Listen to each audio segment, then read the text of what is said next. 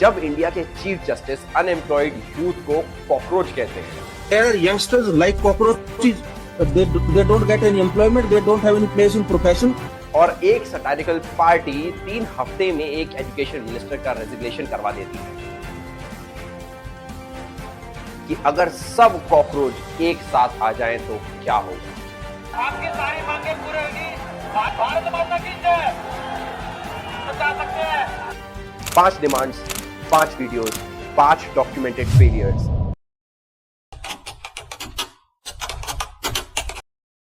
तो सीजेपी अपनी चौथी डिमांड में ये कहती है कि cancel broadcast licences of Ambani and Adani media houses, investigate godi media anchors bank accounts. अब ये डिमांड 2 अलग प्रॉब्लम्स को एक साथ मिक्स कर रही है। ब्रॉडकास्ट लाइसेंस कैंसिल करना बिना ड्यू प्रोसेस के किसी भी ओनर की आइडेंटिटी के बेसिस पर, यह आर्टिकल 19 का वायलेशन है। वही आर्टिकल 19 जो सुप्रीम कोर्ट ने इलेक्टोरल बॉन्ड्स स्ट्राइक डाउन करने में यूज किया। और एंकर्स के बैंक अकाउंट्स इन्वेस्टिगेट करना बिना स्पेसिफिक एविडेंस के, ये आर्टिकल 20 और 21 का वायलेशन है। तो रेमेडी गलत है, लेकिन जो प्रॉब्लम ये डिमांड पॉइंट कर रही है उसका इन्वेस्टिगेट करते करते हम लोगों के भी होश उड़ गए, और वो इतनी डॉक्यूमेंटेड है कि शायद आप लोगों को भी सुनने में मजा आएगा। तो इस वीडियो में आपको सिर्फ वही बताऊंगा कि क्यों ये प्रॉब्लम आपको डायरेक्ट अफेक्ट करती है और कैसे करती है और उसका सोल्यूशन क्या होना चाहिए। शुरू करते हैं एक सवाल से। अगर आपका एक दोस्त है जो आपके साथ बिजनेस करता है और वो दोस्त एक अखबार भी चलाता है, क्या आप उस अखबार की खबरें ब्लाइंडली ट्रस्ट करते हैं? क्या कर सकेंगे?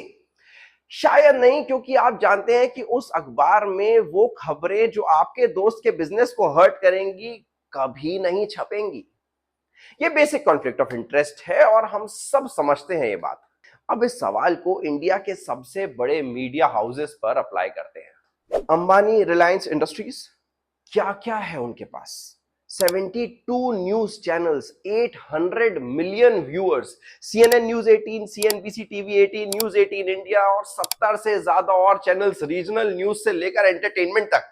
जियो स्टार, डिज्नी स्टार के साथ 8.5 बिलियन का merger, IPL cricket broadcast rights government granted spectrums पर, और गवर्नमेंट के साथ बिजनेस किया जाता है। जियो इंडिया का सबसे बड़ा telecom network government allocated spectrum पर चलता है। रिटेल, पेट्रोकेमिकल्स, रिफाइनरीज, हर जगह गवर्नमेंट क्लियरेंसेस चाहिए। 800 मिलियन व्यूअर्स और गवर्नमेंट क्लियरेंसेस की जरूरत हर जगह। अब अडानी, क्या क्या है उनके पास मीडिया में? NDTV इंडिया, ये वो चैनल है जो सबसे इंडिपेंडेंट न्यूज चैनल माना जाता था, 64.71% स्टेक है।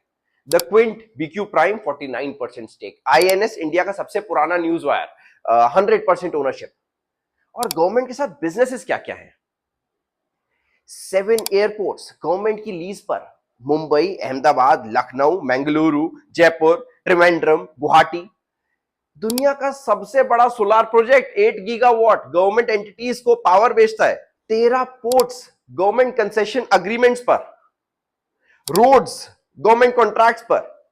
अगर आपका पूरा बिजनेस गवर्नमेंट के कॉन्ट्रैक्ट्स, लीजेस, अप्रूवल्स पर डिपेंडेंट हो और आपके पास इंडिया के सबसे बड़े न्यूज चैनल्स भी हो, तो आपका एडिटर ये सोचने की हिम्मत भी कर सकता है कि मैं गवर्नमेंट के खिलाफ आज कोई न्यूज दिखाऊंगा। कभी नहीं। हम किसी पर इल्जाम नहीं लगा रहे, सिर्फ स्ट्रक्चर पूछ रहे हैं।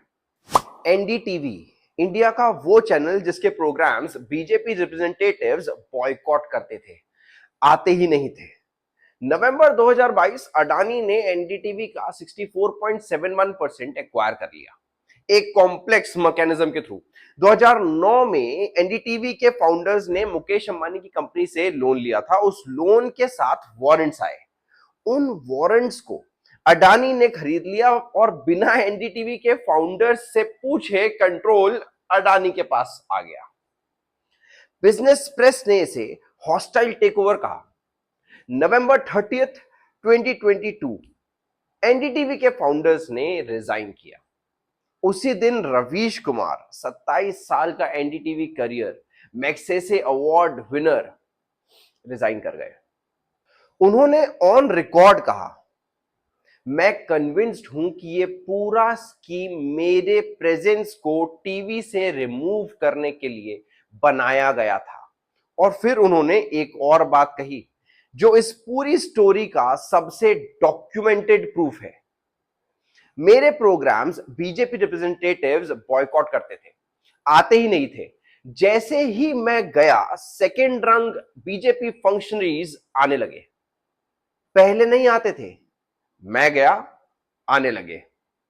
ये एडिटोरियल इंडिपेंडेंस का डॉक्यूमेंटेड बिफोर एंड आफ्टर है। कोई एलिगेशन नहीं, कोई इन्फ्रेंस नहीं है, रवीश कुमार का ऑन रिकॉर्ड स्टेटमेंट है। वर्ल्ड प्रेस फ्रीडम इंडेक्स 180 देशों की रैंकिंग 2014 में जब मोदी साहब पीएम बने, इंडिया अप्रोक्सीमेटली 140th था।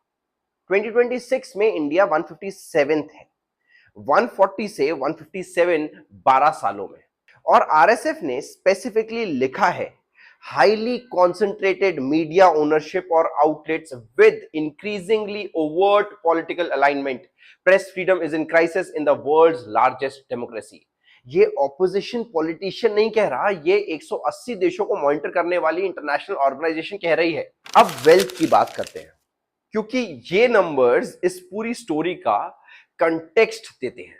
2014 में मोदी साहब पीएम बने, गौतम अडानी की नेटवर्थ 7.1 बिलियन डॉलर्स। 2024 में गौतम अडानी की नेटवर्थ 116 बिलियन डॉलर्स।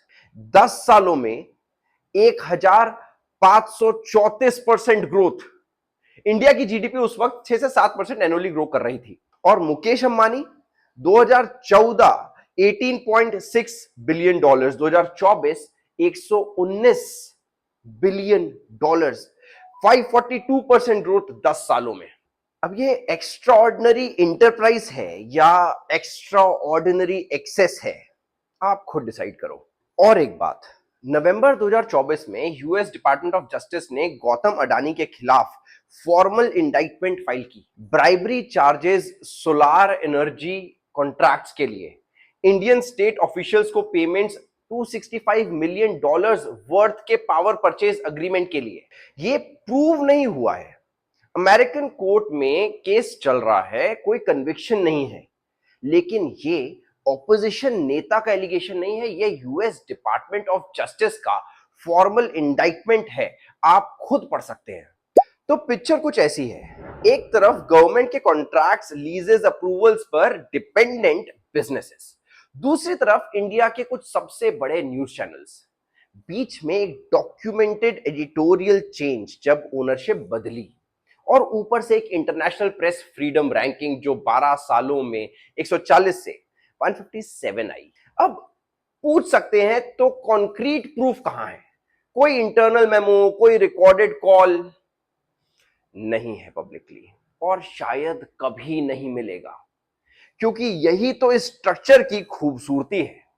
अगर आप एक एडिटर हो जिस चैनल का मालिक गवर्नमेंट का बिगेस्ट कॉन्ट्रैक्टर हो, तो आपको कोई कॉल नहीं आएगा, आपको कोई मेमो नहीं मिलेगा। आप खुद डिसाइड कर लोगे कौन सी खबर सेफ है और कौन सी नहीं। Invisible pressure, visible results. तो सॉल्यूशन क्या है? सीजेपी कहती है लाइसेंसेस कैंसिल करो, अकाउंट्स इन्वेस्टिगेट करो, पर इसको थोड़ा सा चेंज करते हैं। 3 पॉइंट सॉल्यूशन। एक, cross media ownership regulation, TRAI को पावर दो कि एक एंटिटी एक साथ टीवी, प्रिंट, डिजिटल, रेडियो सब नहीं चला सकती। ये टीआरएआई ने खुद रिकमेंड किया है, इंप्लीमेंट नहीं हुआ। दूसरा, गवर्नमेंट एडवर्टाइजिंग का ट्रांसपेरेंट फॉर्मूला। अभी गवर्नमेंट डिसाइड करती है किसे पैसा मिले, किसे नहीं। एक publicly auditable formula based system चाहिए ताकि गवर्नमेंट का एडवर्टाइजिंग स्पेंड एडिटोरियल प्रेशर नहीं बने। तीसरा, जर्नलिस्ट प्रोटेक्शन एक्ट, जो सच बोलना चाहता है उसे यूएपीए और सेडिशन से प्रोटेक्ट करो। यूके में ये एग्जिस्ट करता है, इंडिया में नहीं। 800 मिलियन व्यूअर्स, एक ओनरशिप ग्रुप। ये मीडिया प्लुरैलिटी नहीं है, ये एक मेगाफोन है जिसका एक मालिक है, और वो मालिक गवर्नमेंट के साथ बिजनेस करता है। आप खुद सोचो, उस मेगाफोन से जो आवाज आती है वो किसकी है? सीजेपी की ये चौथी डिमांड रैशनल है या नहीं, कमेंट में जरूर बताएं। पांचवी डिमांड का लिंक नीचे है और ऐसे कंटेंट देखते रहने के लिए सब्सक्राइब जरूर करें।